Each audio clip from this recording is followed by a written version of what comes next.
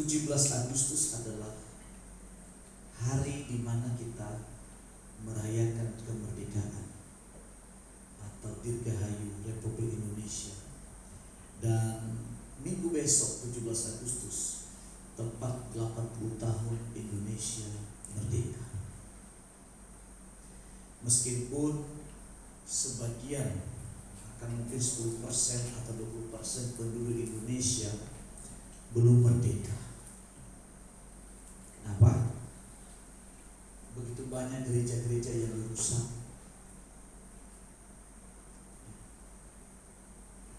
Di Padang sampai saat ini ada 3 anak yang masih proses pemulihan trauma karena kena pukulan dari orang-orang yang mengatasnamakan agama karena membela keyakinannya dengan cara merusak tempat ibadah orang lain. Saya nggak tahu acara apa juga tuh. Dan ormas-ormas berkumpul lalu kemudian mengatakan bahwa ibadah ini meresahkan orang. Saya juga heran, orang ibadah bukan meresah. Logika saya nggak masuk. Berarti iman kamu masih nol. Ya kan? Anda bisa mengatakan hidup kudus ketika Anda berhadapan dengan dunia yang gelap. Betul nggak? Saya pernah tinggal di daerah PSK. Ini ada Bu Leslie, tahu, masih pacaran kami waktu itu, tunangan. Ini semua pekerja itu semua mereka semua. Maaf, pakaian-pakaian mereka juga semua kurang bahan karena kemiskinan. Tapi kalau kita memang punya prinsip kebenaran, satu pun dari proses sentuh mereka. Mereka juga sopan dengan saya.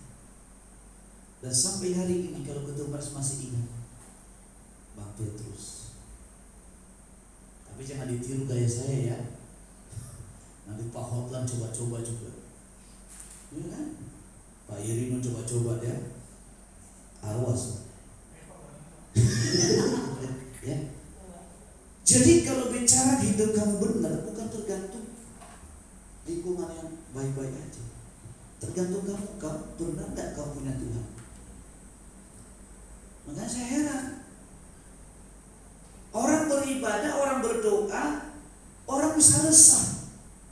Tapi diskotik, orang gak resah. Semuanya haram, uangnya gak haram. Karena aneh. Coba lihat orang-orang yang korupsi, itu orang-orang yang taat agama semua loh. Betul enggak?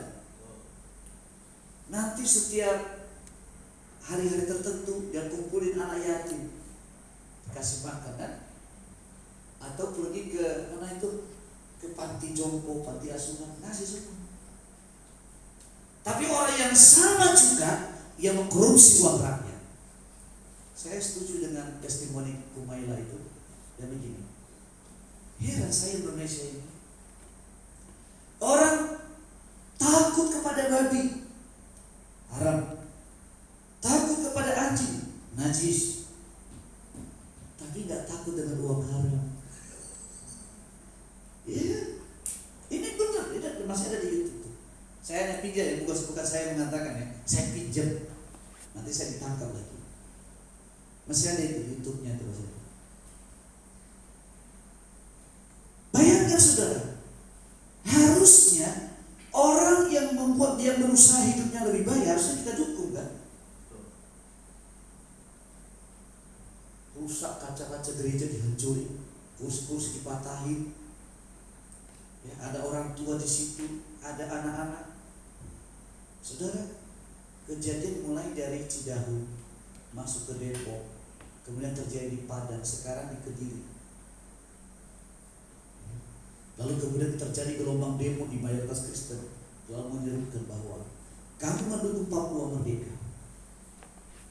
Dan ini kalau pemerintah tidak cepat ngambil tindakan, Indonesia bisa pecah.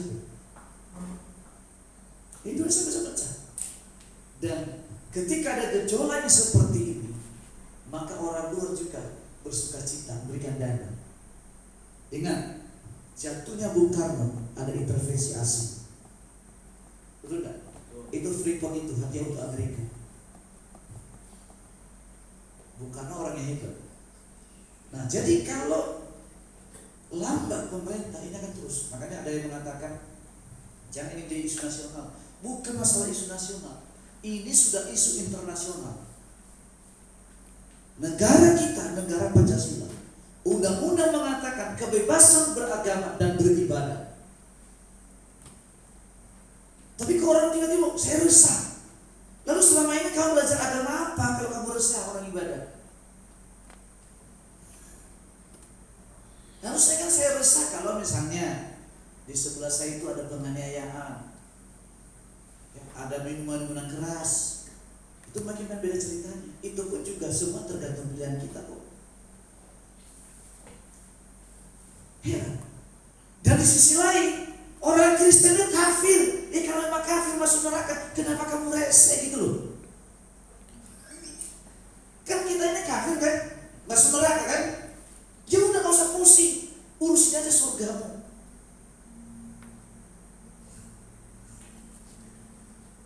Ya kan? Coba di negara-negara Kristen, mayoritas Kristen, ada gak yang nyebut-nyebutin orang kafir surga? Nah ini memang Indonesia memang sudah berdiri terlalu dulu. Tapi sebagian di antara dia menjadi dalam penjajahan. Orang berjuang waktu perang Israel Palestina. Kita berjuang menolong Palestina, ayo berdonasi. Kita untuk kemanusiaan.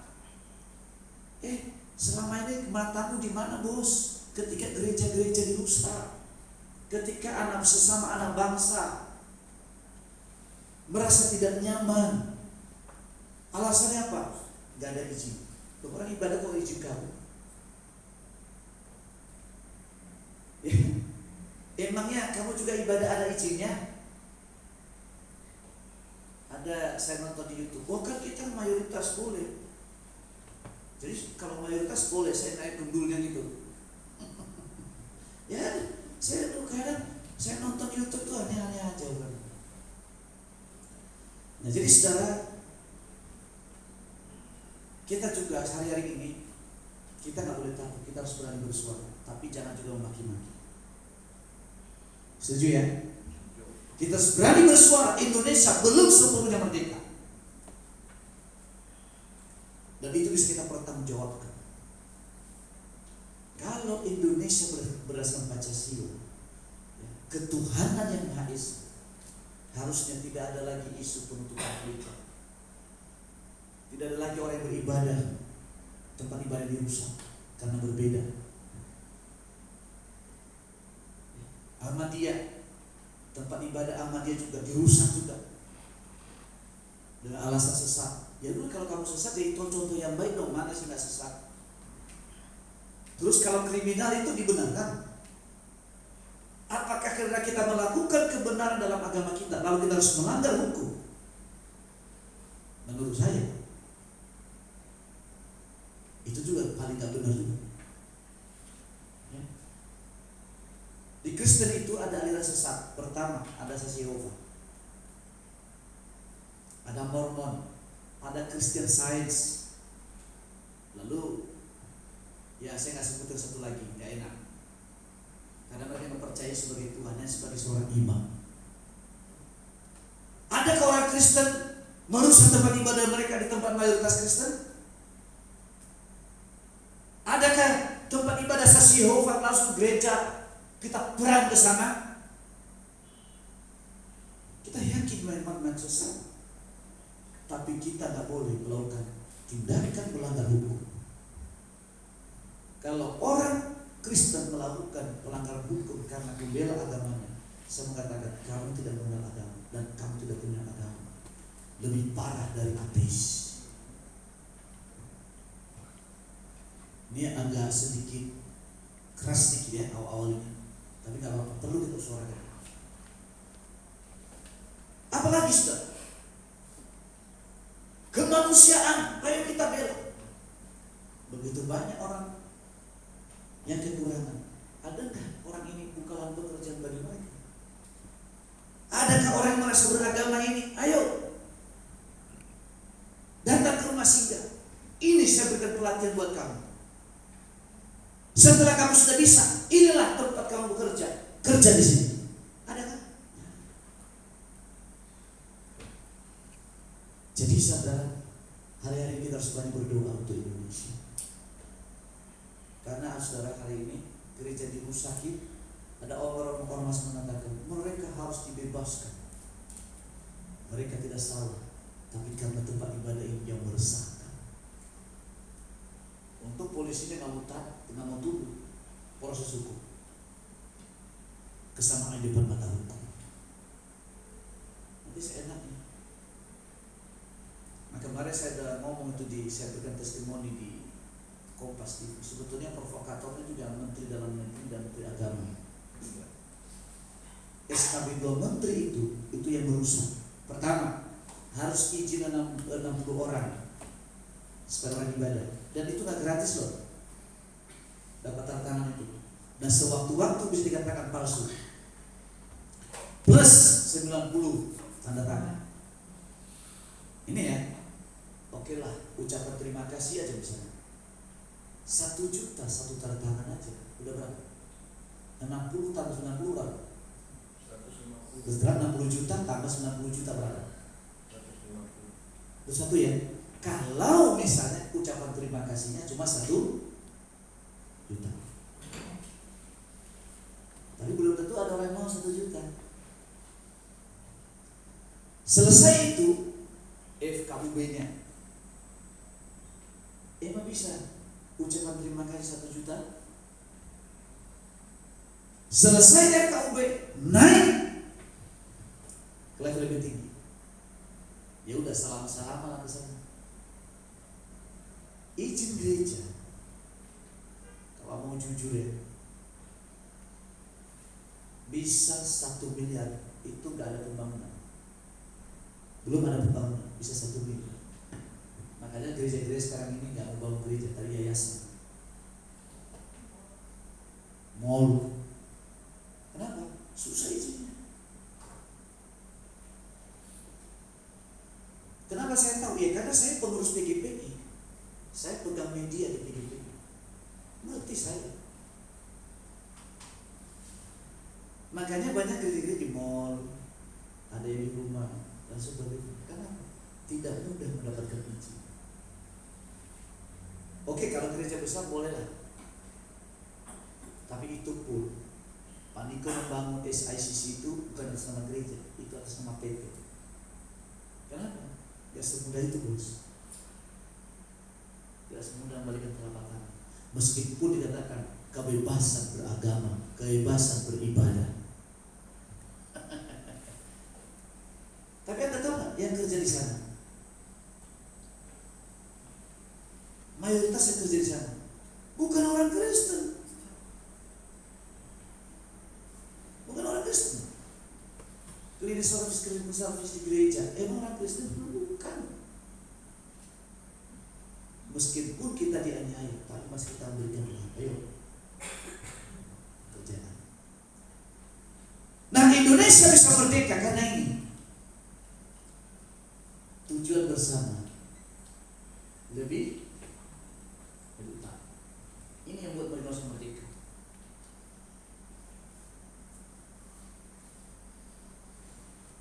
Karena dulu itu tidak pernah melihat suku, agama, apapun. Termasuk zaman itu PKI. Makanya Bung Karno dikenal Nasakom, Nasional Komunis. Sampai hari ini saudara, saya analisis berapa sih jumlah PKI? Kok bisa mereka kudeta presiden? Kok bisa mereka bunuh jenderal? 7 jenderal.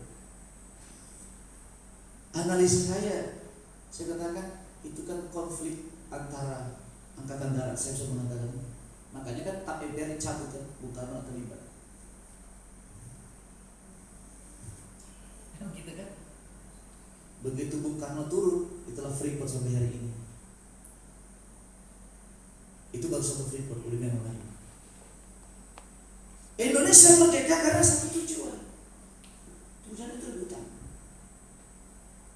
Nah, gereja ini juga bisa berkembang ke depan kalau kita punya tujuan yang bersama.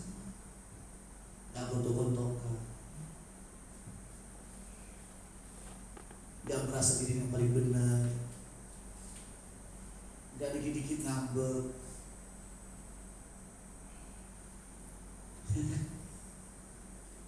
Di sini kita diproses menjadi lebih baik di diri. Satu ya, kita diproses itu dewasa itu mulai pertama dari keluarga kita, suami istri, orang tua dengan anak. Proses yang kedua itu di gereja. Karena kita harus mampu mengasihi orang yang berbeda dengan kita, yang setuju dan yang tidak setuju dengan kita. Kita harus mengasihi, kita harus bisa mengampuni. Ingat baik-baik, kalau ada orang yang salah, yang kita benci kesalahannya, bukan pribadinya. Setuju kan? Bagaimana membedakan kamu membenci kelakuannya lalu mengasihi orang? Gimana? Coba Pak Eri kasih tahu saya. Bagaimana Bapak menunjukkan Bapak tidak membenci orangnya, tapi kelakuannya yang membenci?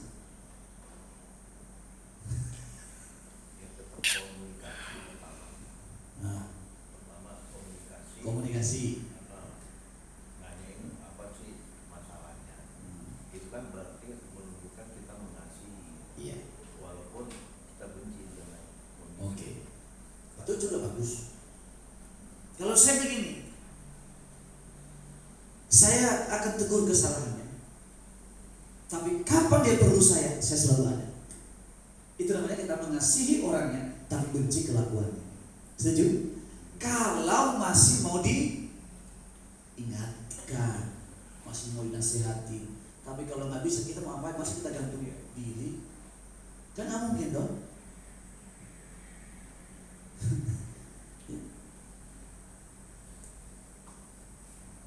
Kenapa? Bagi saya, tujuan kita lebih utama dari sebuah perbedaan. Karakter itu proses perubahan sampai kita mati. Tapi bukan berarti kita harus berhenti dari kelemahan-kelemahan kita, tapi kita perbaiki step by step. Saya ikut Tuhan, saya bagai proses dari hal yang baik sampai yang buruk. Berubah hidup saya itu betul-betul proses. Makanya saya nggak bisa jauh dari doa. Makanya kalau Anda lihat saya berdoa itu saya nggak pernah lemes-lemes. Kenapa? Karena saya berperang dengan diri saya sendiri, berperang dengan ego saya, berperang dengan emosi saya, berperang dengan pokoknya semua lah. Tapi ketika saya keluar dalam doa, saya itu rasanya ada kenyamanan tersendiri. Ya kadang-kadang bisa sabar dengan orang, kadang-kadang juga kesel ya orang juga. Tapi penguasaan dirinya lebih tinggi. Itu aja. Meskipun saya bergumul sampai hari ini. Ya, kemarin di rumah doa saya agak ngomong keras kemarin. Di rumah doa kita, karena kan banyak ya ibu sama. Saya bilang begini. Pertama, nanti akan ada grup. Di grup itu tidak boleh pinjam-meminjam tanpa seizin saya. Dan saya mengatakan di sini juga tanpa seizin saya tidak boleh pinjam-meminjam. Karena gara-gara pinjam akhirnya ngomong ke gereja orang, gak enak.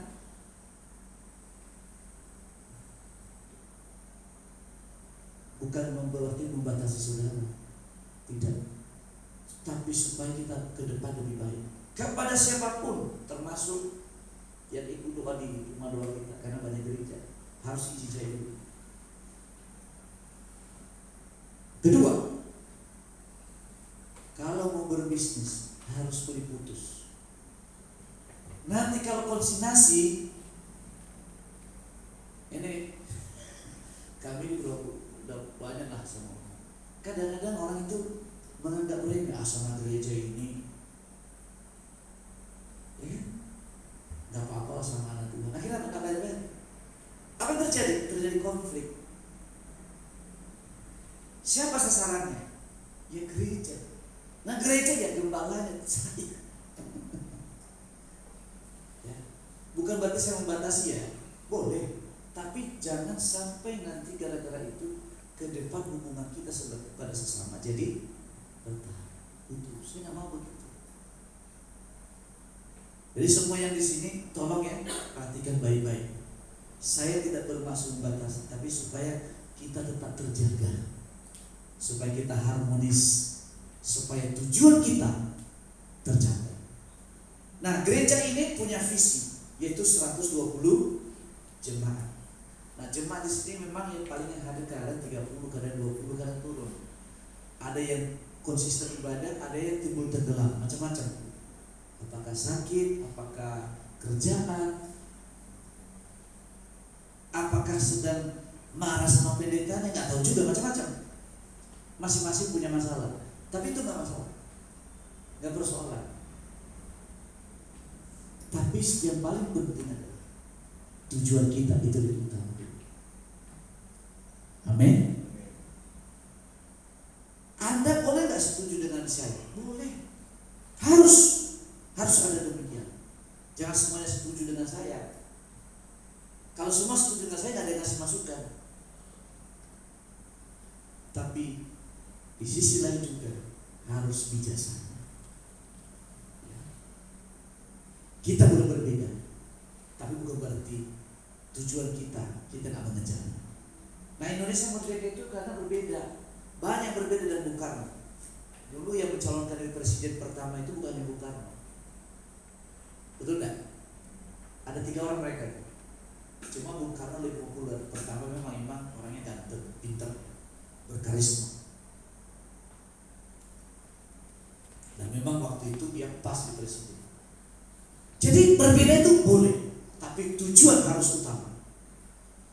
Kenapa Israel tidak bisa dikalahkan? Ada tokoh agama lain mengatakan Israel itu tidak bisa dikalahkan. Satu, mereka ini pertama dalam politik bisa berantem secara tajam. Ya, dulu waktu turunnya siapa itu Benjamin Netanyahu, naikkan Naftali Bennett. Cuma gak lama, kemudian digantikan Perdana Menteri yang baru.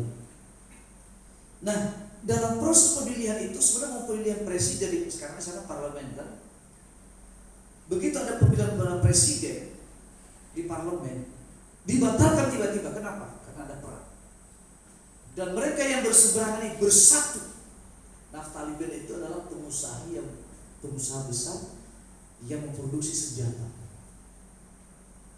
Perusahaannya langsung menyiapkan semua peralatan untuk membela bangsa.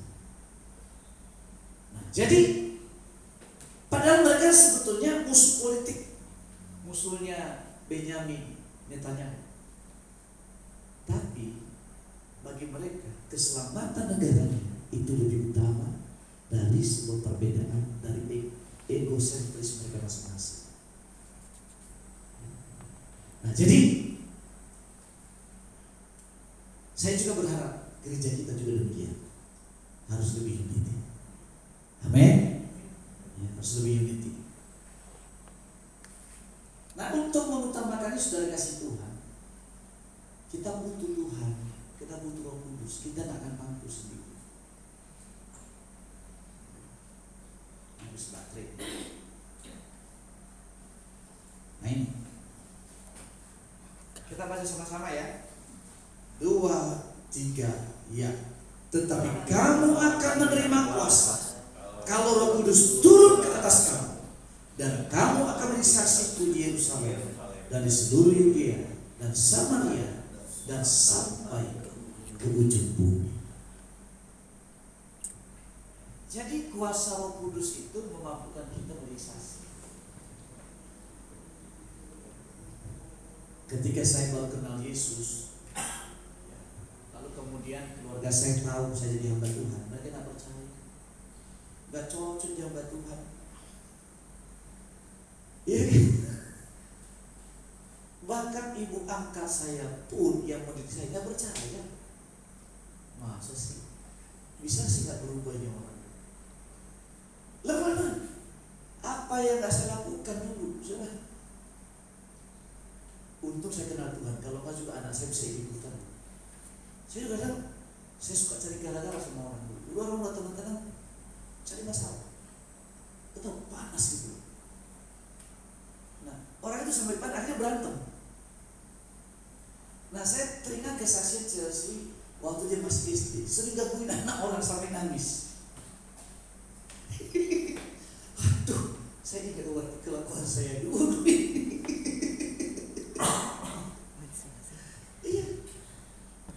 Apa suka isengin orang? Nah kalau saya dari dalam Tuhan bisa ke bawah itu. Saya puji makasih kalau saya doakan segala dosa keturunanku untuk keturunan saya tumpang. Nah di sini perlu ya mendoakan anak-anak. Ya. Saya yang punya anak di sini ada Bu Elis, ada Pak James. Itu maka supaya kelakuan kita itu jangan ikuti sama anak kita. Ya. Sifat malasnya jangan ikut, sifat bodohnya jangan ikut. Apalagi supaya jelek-jelek dah, tukang berantem jangan ikut.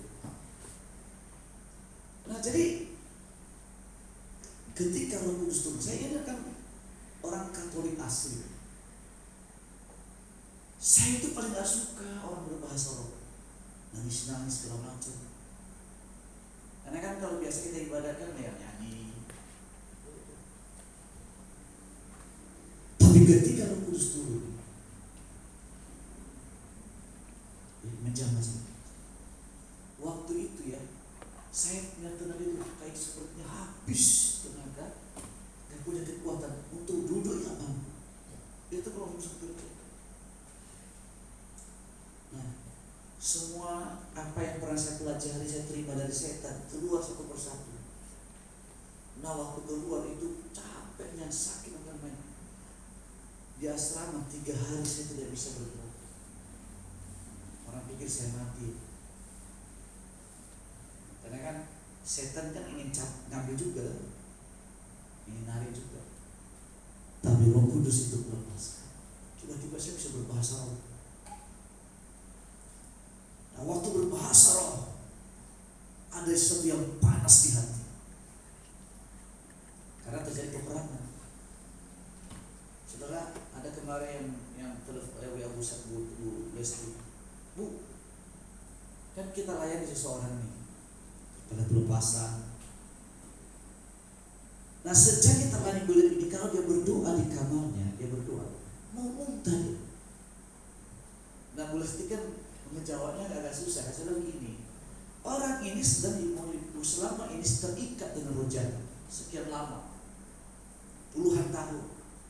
Nah waktu kita melayani, roh jahat itu kan mau keluar, tapi gak rela. Nah, dia ingin mendiamkan. Nah, waktu masuk kita dalam doa, terjadi peperangan dalam diri, makanya sering terjadi muak. Oleh karena itu harus konsisten.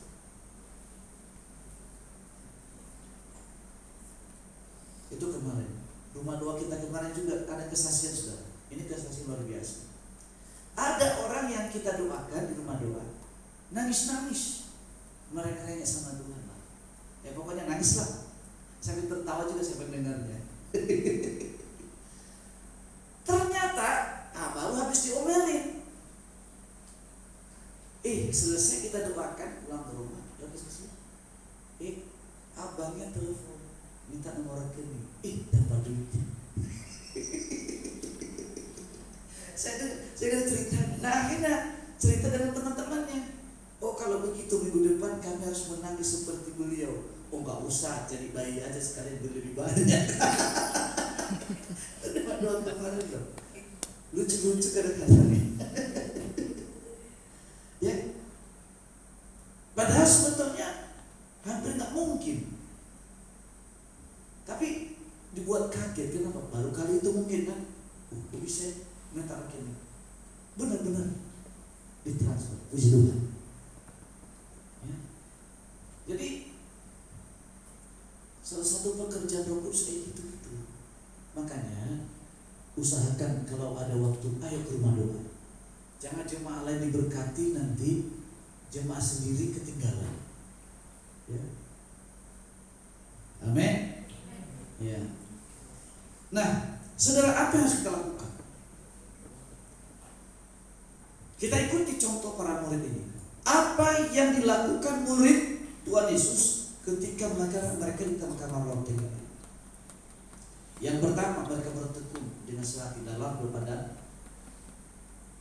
doa bersama-sama. Makanya kita ada rumah doa. Rajin rumah doa, tapi harus berdoa, bukan bersaat teduh, bukan bersemedi, ya, bukan berdoa dalam hati, samping bernyanyi, mulut juga harus bernyanyi. Jangan kayak tiang listrik. Doa. Nanti di pertengahan jalan baru saya doakan saudara. Saya terus komitmen mendoakan, terus setiap nanti Ramadan saya doain. Karena waktu lebih panjang. Lalu selain itu mereka berdoa, memuji dan menyembah Tuhan dalam unity siang dan malam. Suka bernyanyi, makanya kalau WL itu nyanyi jangan diam terus. Kita harus bersemangat juga sama WL. Apa lagu tadi yang kedua itu? Lagu cepatnya tuh. Apa ya tak? Ku mau selalu bersyukur. Tapi gayanya nggak bersyukur. Nah, coba kita tes ya. Tuhanlah kekuatan.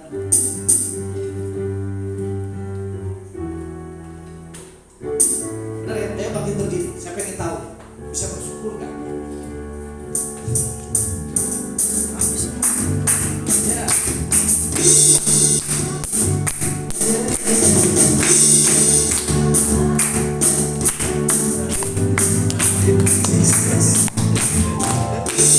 Tuhanlah kekuatan kasihku,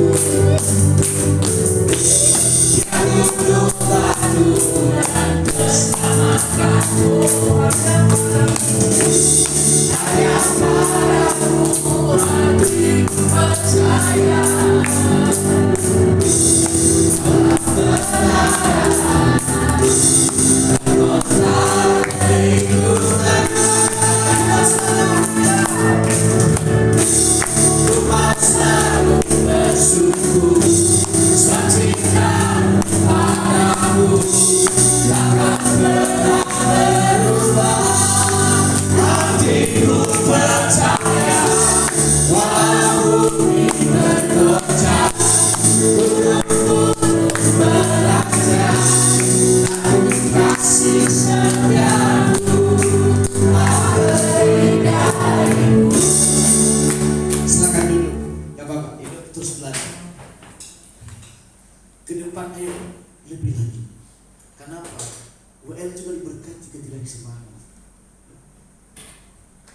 Jadi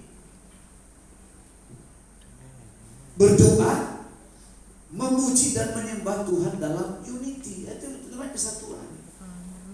Kan WL kan membantu kita, membawa kita masuk dari Tuhan. Dan kita juga menopang WL-nya. Dengan apa? Kita harus punya semangat.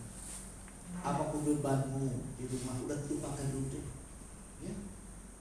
Saya tahu masing-masing kita rata-rata masalahnya ekonomi kok. Udah tinggalkan dulu masalah ekonomi. Fokus dengan Tuhan, nanti dengan sendirinya. Ketika Anda sukacita dalam Tuhan, kayak dari kesaksian tadi kan habis nangis karena baru diomelin, habis doain, dapat duitnya. Amin. Iya. Iya kan? Siapa yang mau diomelin di sini? Iya. Jadi harus kita belajar. Ya. Kita harus melatih. Bukan berarti kalau Anda nangis-nangis itu dapat duit, enggak juga sih. Tapi ini nangis di hadirat Tuhan, itu maksudnya. Ya. Jadi kalau di rumah doa kita sana, selesai tadi, nanti saya mau apa? Kalau nggak bisa berdoa, kalau nggak mau berdoa, nggak usah datang sekalian. Ya kan ada gunanya kan? Hanya melihat orang, ya listriknya kurang tebal. Oh, Pak Petrus jidatnya udah mulai habis rambutnya, ngapain? Ya kan? Iya botaknya Pak Petrus tuh makin parah, kok mulai mau dulu ya? Ya doa. Anda kan bukan pengamat. Kalau jadi pengamat dapat duit, ini enggak. Ya. Kemudian ini juga doa pujian penyembahan itu dalam unity itu adalah prinsip restorasi pondok Daud. Ketika Daud itu mengalami stuck dalam hidupnya, cara memulihkannya adalah dengan apa? Dia bersukacita, dia memuji Tuhan dengan bersemangat. Lalu kemudian juga ini prinsip menara doa. Nanti ke depan, kalau Tuhan izinkan gereja kita nggak usah pun ribuan, 100 jemaat, kita akan buat menara doa 24 jam. Ya, 2 orang, 1 jam, cukup. Cukup. Ya. Nanti kita tuh ada satu orang yang penjaga menara. Kita hanya berdoa di sana. Ini kerinduan saya. Kalau sudah tercapai 120 jemaat, artinya kita bisa menggilir seluruh jemaat masuk di menara doa. Ya. Nanti tenang aja, nanti rumah doa kita sana itu kita beli AC. Nanti doa semalaman bisa di sana.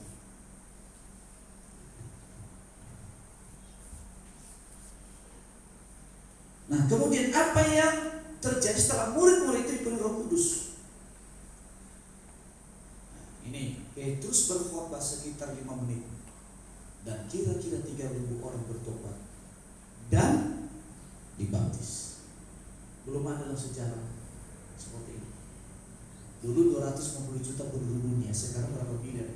Ya kurang lebih kalau dihitung itu penduduk dunia sekarang ini ya mungkin 90 juta. Hampir setengah penduduk Indonesia. Lalu kemudian murid-murid itu dipakai untuk menyatakan tanda-tanda dan mukjizat-mukjizat sehingga banyak orang yang bertobat. Mukjizat-mukjizat. Nah, gereja kita masalah mukjizat itu udah banyak banget. Betul. Banyak mukjizat. Kemarin kan mendoakan di tempat temannya Bu Elis, Pak Paulus yang ada di grup itu kan. Kami ini lagi duduk ya di ruang tamu sama mereka ngobrol. Biasanya kan kita ini lebih banyak mendengar daripada ngomong ya. Biasanya istrinya banyak ngomong. Tiba-tiba itu, loh ini ada orang turun ya orang. Saya juga kaget. Nah, ini setan ulang. Nah, ibunya ngomong, iya Pak, waktu yang lalu menantu saya itu kerasukan setan. Dan kerasukannya itu, mohon maaf ya, sampai dia buka pakaiannya di depan mertua. Saudara, kalau kita sampai ke level tertentu, nanti Anda tidak bisa pengalaman seperti ini. Setan tidak bisa bohong, saudara. Tahu?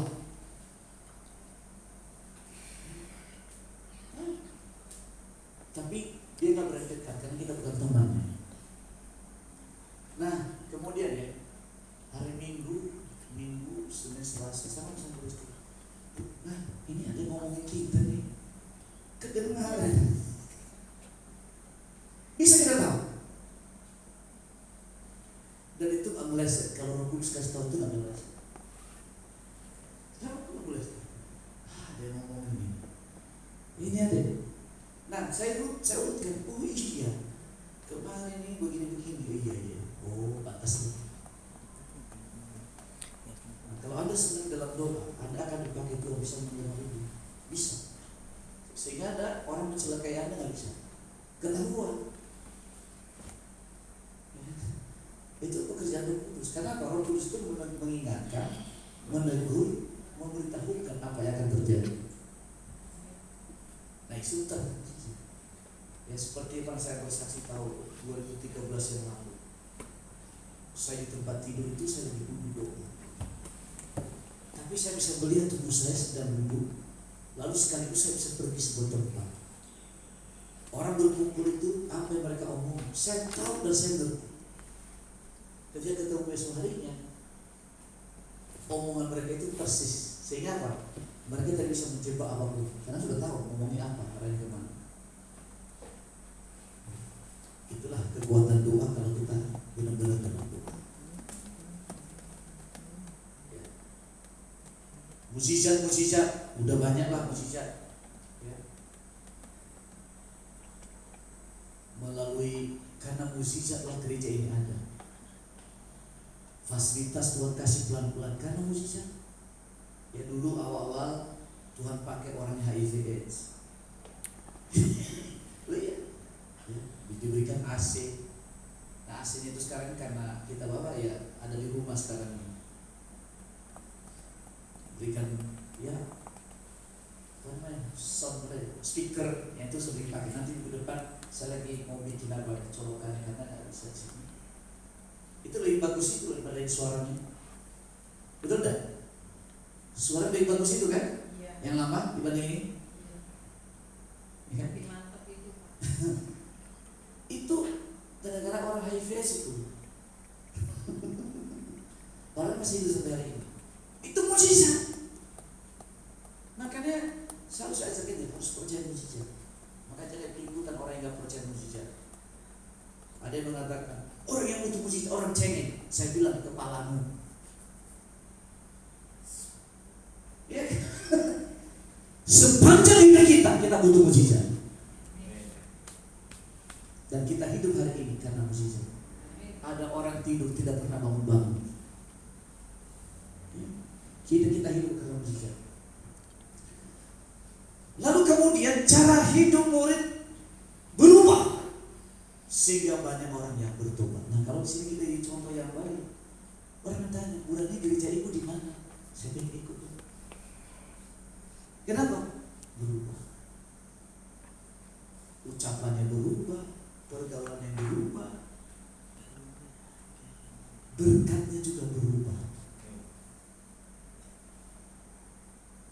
120 itu kita yang berapa sih? Ada 17 kita. Lebih.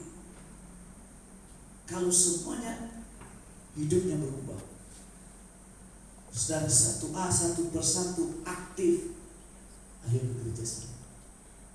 Sebentar ruangan penuh, kita pindah ke lantai 3. Manajemen mengatakan kalau sudah penuh ruangannya pindah ke bawah.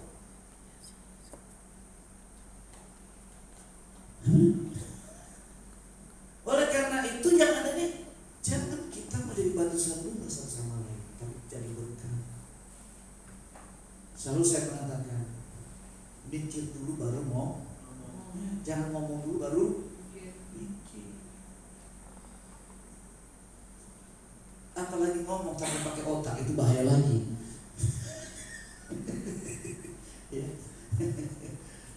Nah, cara hidup murid yang membuat banyak orang bertobat. Yang pertama, mereka tekun dalam pengajaran rasul-rasul dan dalam persekutuan. Pengajaran dan persekutuan. Itu apa? Suka baca Alkitab. Ayo, sudah mulai membaca Alkitab secara konsisten? Sudah mulai? Siapa yang sudah mulai baca Alkitab? 1, 2. Hari ini saya instruksikan, mulailah membaca Alkitab. Kalau Anda mau lihat mukjizat, melihat tangan Tuhan, melihat pekerjaan Roh Kudus bekerja maksimal dalam hidupmu, mulailah baca Alkitab meskipun kamu belum mengerti. Faham?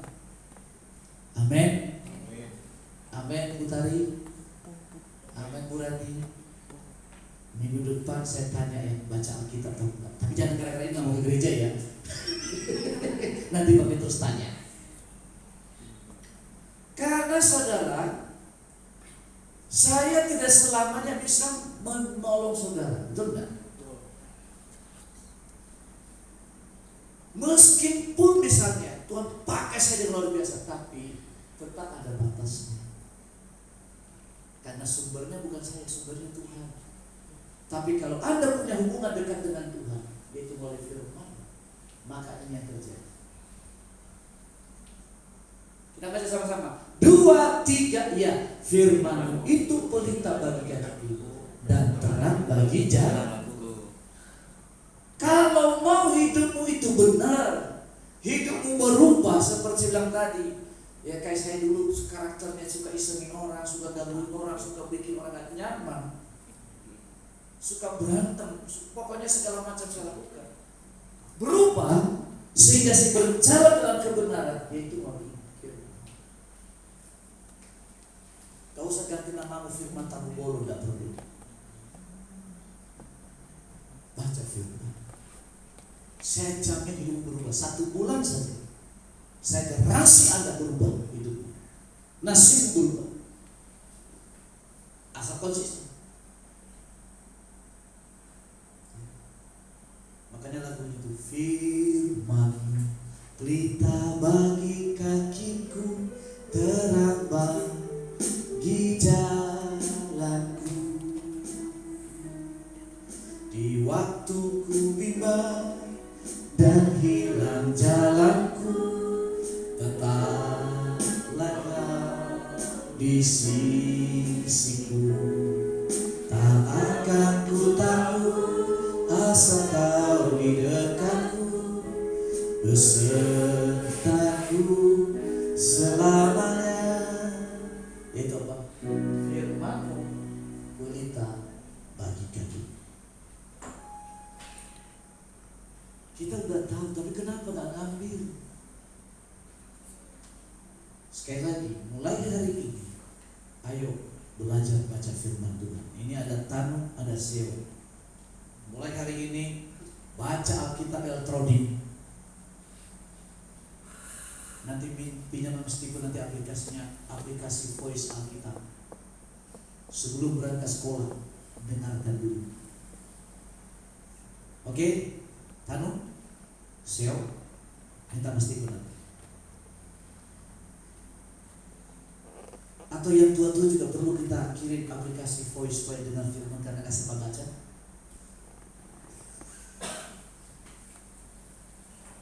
Setuju? Janji ya di depan Tuhan ya, bukan nama saya. Siap baca firman Tuhan setiap hari? Belum sempat. Sekali lagi ya, siap baca firman setiap hari? Masa sempat main game, nonton sinetron, menonton apa namanya itu dalam drakor, masa baca Alkitab sempat? Masih sempat apa namanya itu gosip sana gosip sini, masa baca Alkitab sempat? Hari ini saya instruksikan semua harus baca Alkitab.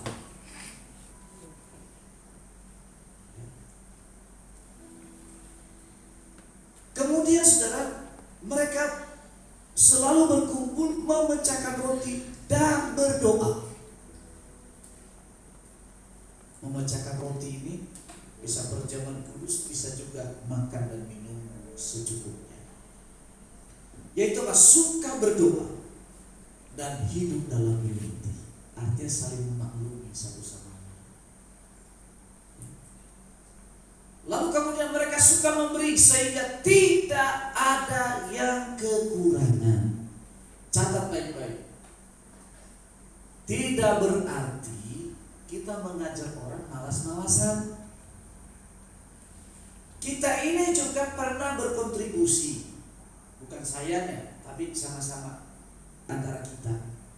Ketika orang gak punya pekerjaan, ayo mau apa? Oh saya mau jualan, oke kita kasih modal, kita beli apa namanya itu?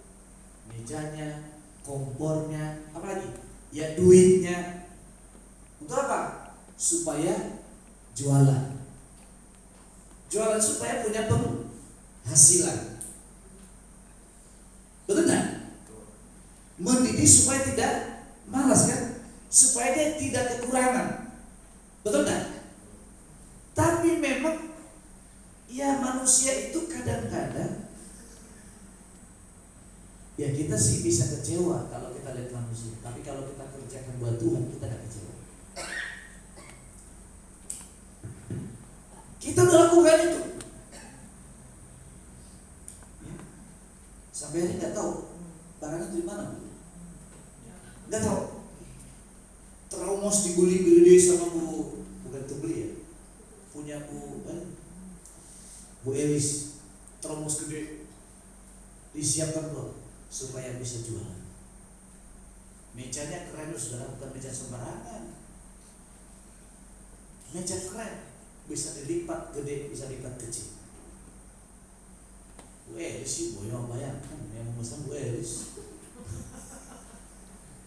Ya, kan beri yang terbaik kan, suka.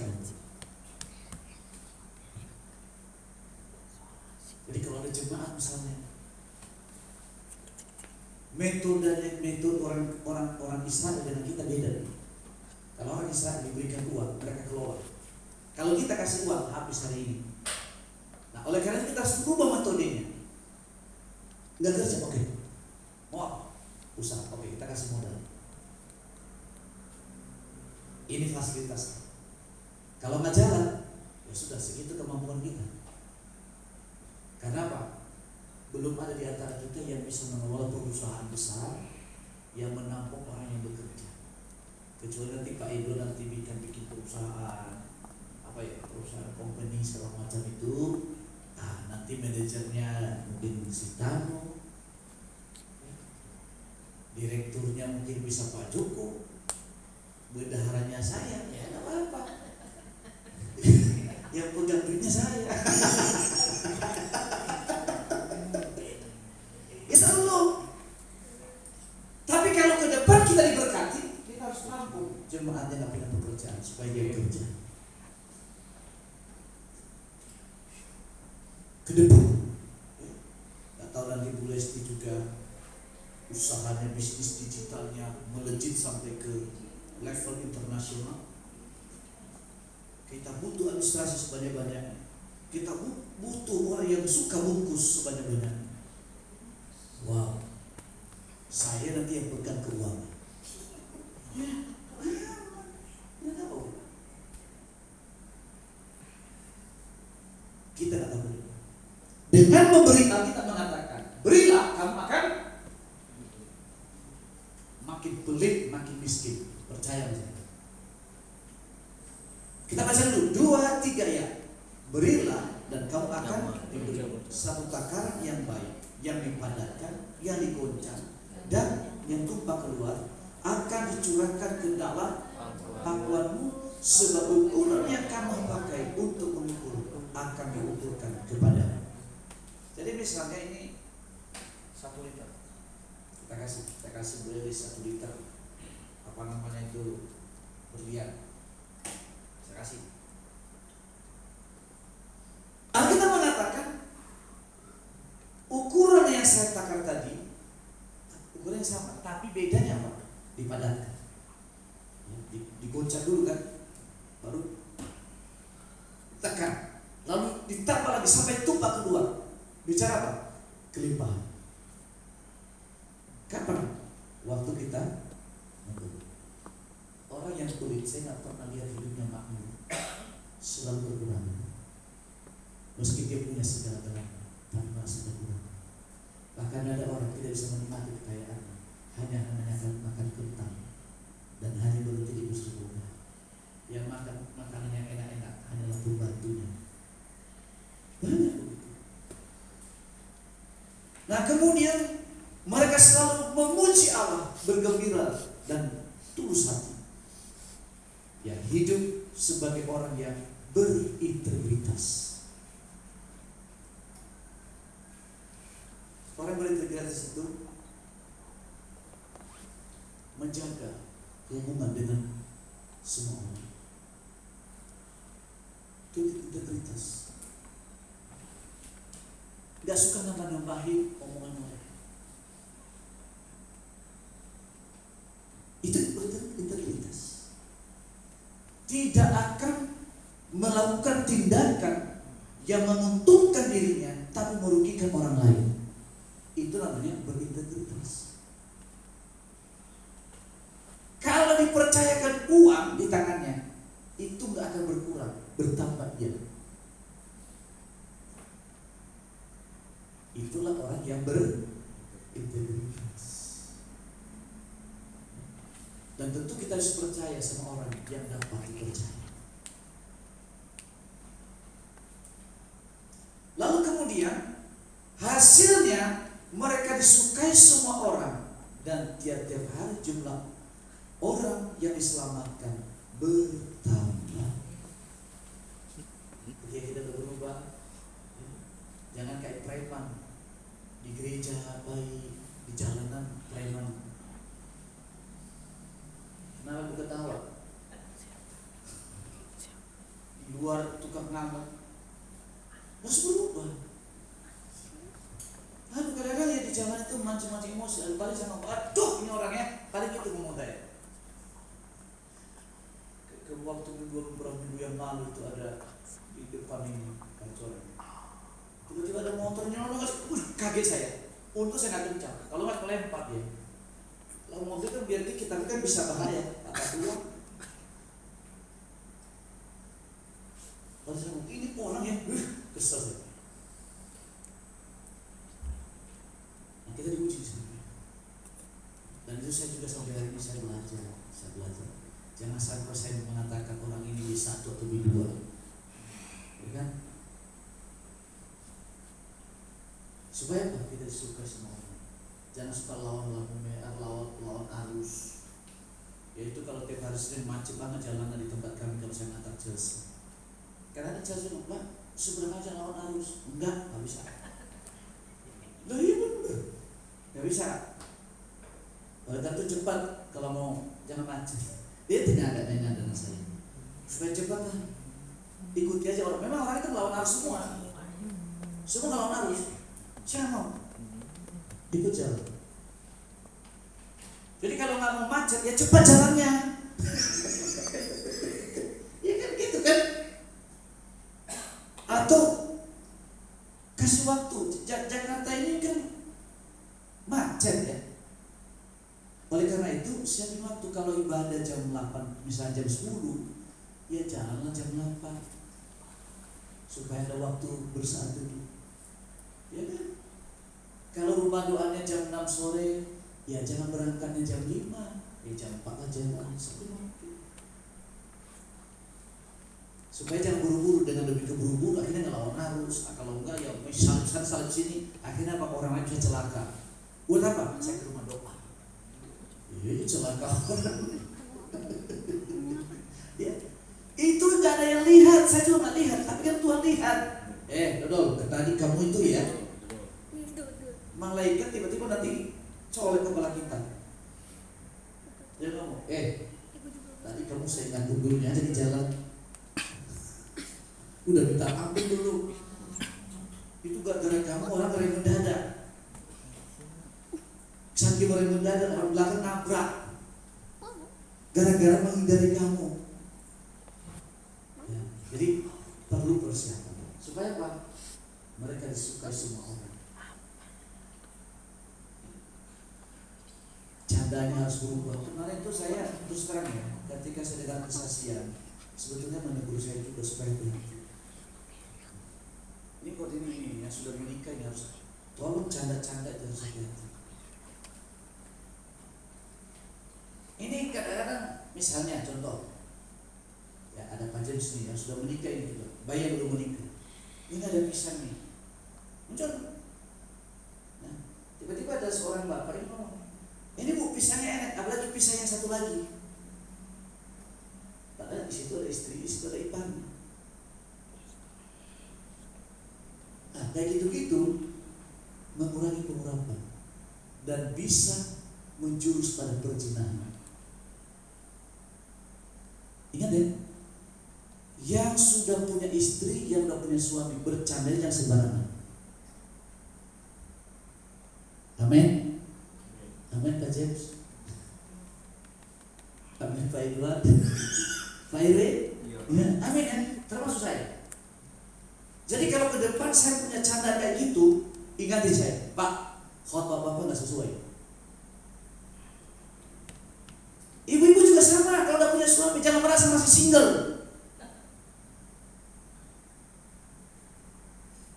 Yang single cari cowok, dia juga dicari cowok.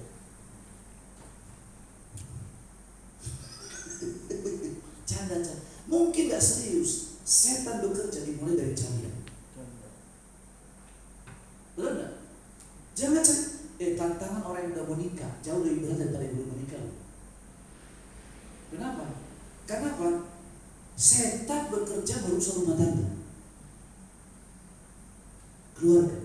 Kalau rusak keluarga, otomatis gereja rusak kan?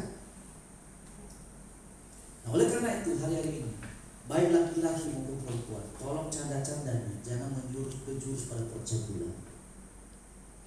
Saya tahu kok Anda bukan jiwa tukang selingkuh, saya tahu. Ini laki-laki jujur semua, perempuan jujur semua sih. Gak ada jiwa tukang selingkuh. Tapi setan itu akan mencari peluang pada waktu kita sembarangan bercanda. Nah, apa yang terjadi? Orang gak suka. Ngapain? Pak Petrus tuh candanya kayak gitu. Ngapain sih balik ke Pak Petrus? Sama kayak saya juga. Saya kalau ngomong juga percabulan, dia juga percabulan. Samanya kita. Udah. Pekerjaannya Pak Petrus itu sama aja. Tukang gosip, saya juga tukang gosip, ya sama lah. Gak ada bedanya. Harus berubah. Amin. Supaya apa? Disukai semua orang. Nah, orang seperti ini saudara gampang menerima berkat. Ada nggak punya pekerjaan, orang akan tawarin, percaya sama saya. Orang tawarin. Saya jujur ya, dari dulu sampai sekarang kalau saya bekerja, saya nggak pernah ngasih lamaran. Nggak pernah. Orang melamar. Termasuk menjadi pendeta pun juga saya nggak pernah ngelamar. Orang melamar jadi pendeta.